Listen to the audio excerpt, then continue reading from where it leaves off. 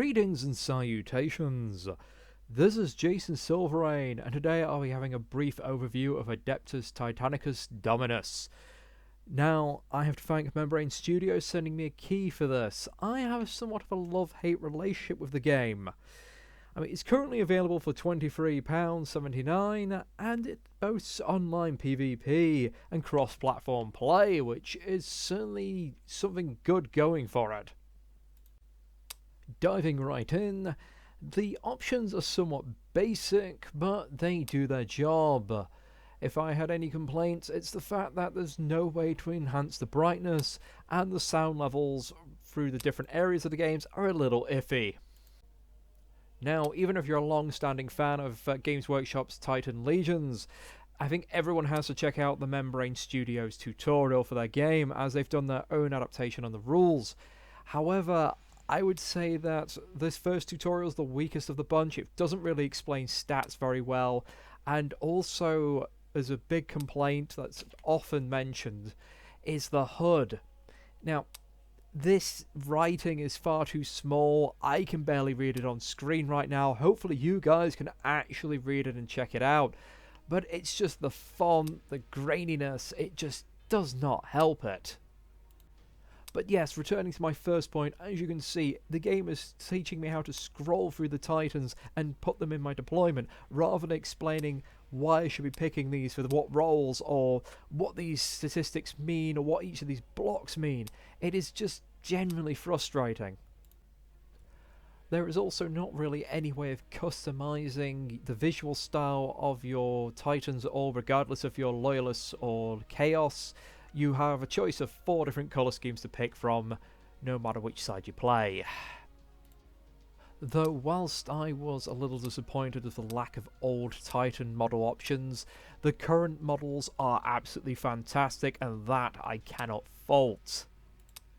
The game also boasts quite fast loading screens, which I really appreciate, and the music's pretty damn solid, even if the sound levels are a little iffy.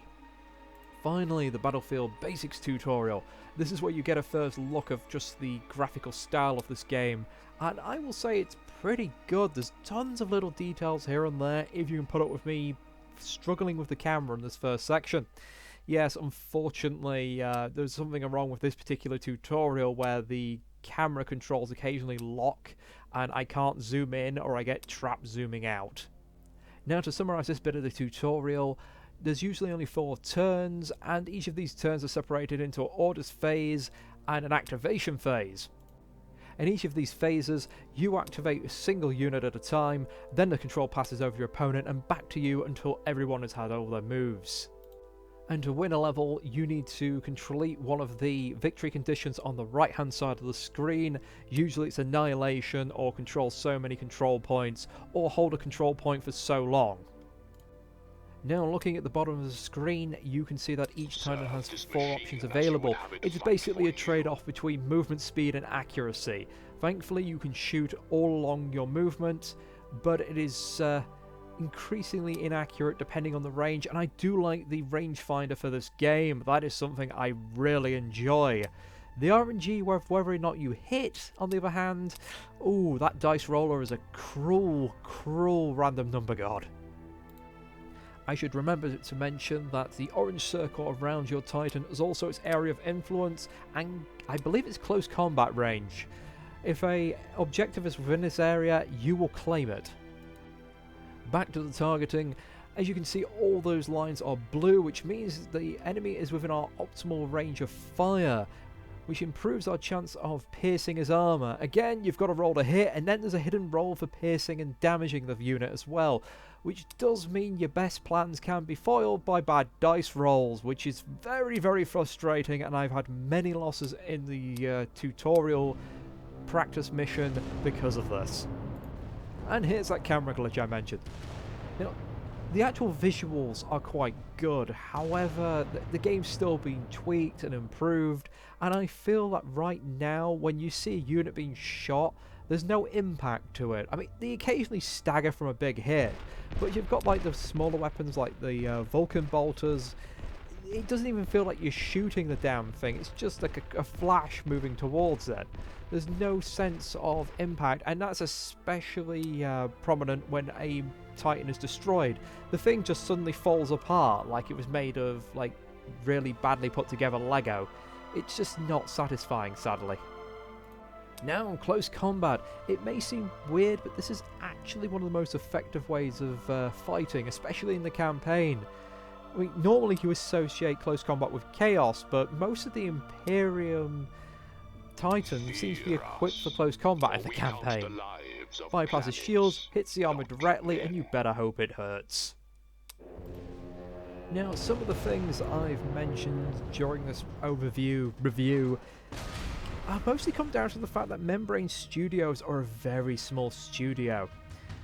And whilst they have a lot of experience, they don't really have the time or budget to make this game much bigger.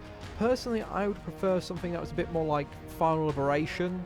I loved that game. I was a huge fan of that game. I didn't even play Epic, but I loved Final Liberation.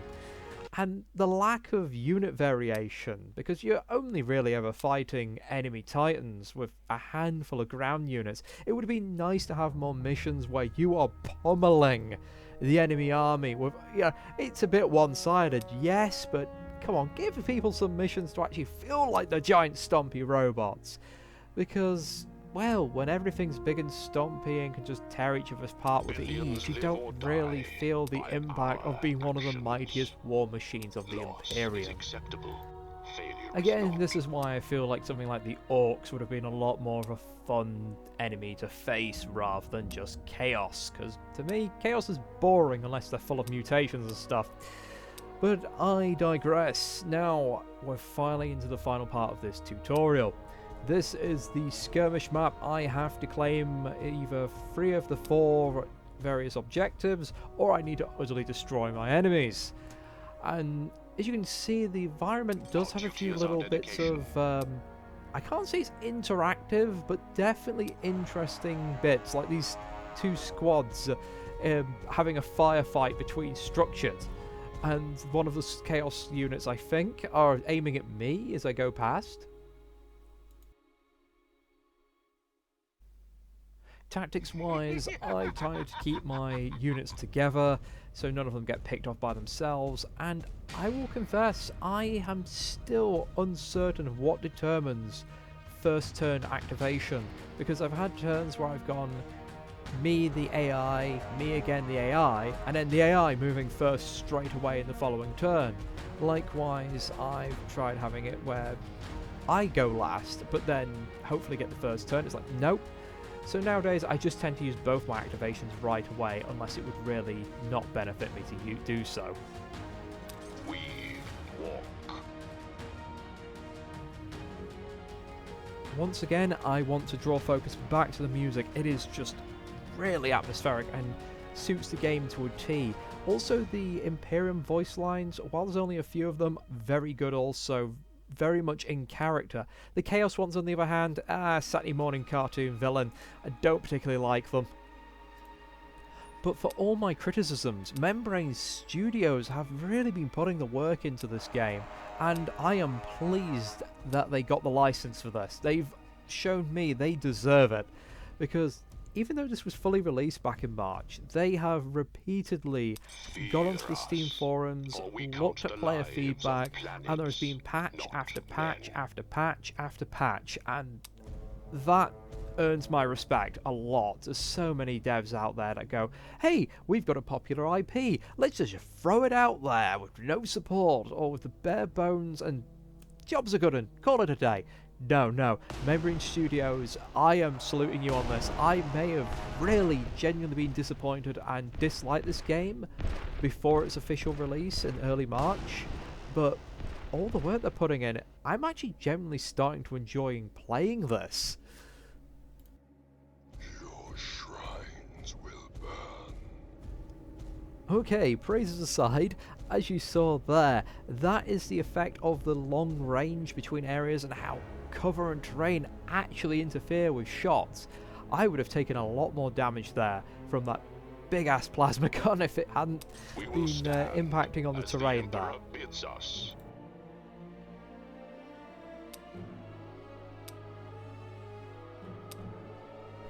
Now here's another aspect that can come into play. That orange bar above the enemy is a stress bar. If you come under too much focused fire, you can build up stress, and if you've not yet activated, you will lose your go with that unit. It's quite a nice little tactic, and it does mean you can literally suppress an enemy from having a go, as long as you keep the hits raining down, even if you can't kill them. But as you can see, I didn't really need to worry about that, as focus fire did the job. But I think it also shows my previous criticism about them falling apart in an unsatisfying way. I do think there needs to be some death animations really put in there. Again, I think it's one of those things that's going to be for a future patch. Right now they're just trying to iron out the odd bug here and there. And honestly, looking at the campaign and the intro videos for that, one of the reasons I didn't actually go through the campaign in this video is because they're quite long and quite detailed, and we just sat here with me saying nothing for ages. But yeah, I think they are building up more and more details in future patches, so fingers crossed that will be one of them they add in. Mercy destroys us, it weakens us, and saps our resolve. Whilst we're on the topic of the campaign, at this moment in time there's only an Imperium campaign. The Chaos one has not been implemented as of yet. You can play Chaos and play skirmishes, which is perfectly fine. There's also a series of special missions, which are just like scenarios that are all pre-set up, which you dive straight into. The campaign itself, however, has 18 missions, and they slowly build up from when you're initially landing with a small force to destroy the defense laser batteries and pick off an enemy Titan, to really big Titan skirmishes of all yours versus all of them, and it's really epic. I heard that in the later levels it gets kind of easier for the finale, but there's a big mid-game where you are very much the smaller side and you have to succeed via good tactics. There's also a campaign plus mode, which is rather than the preset units you are given, you can design your own units to do said objective, which again is another thing I like. I would have thought that would be standard, but I guess for the story it's like, no, you're playing this unit at this time, so this is what this Legion has. And that brings my brief overview of Adeptus Titanicus Dominus to a close. Let me know what you think. If you'd like me to do a bit more on this, let me know. But I wish you a good day all.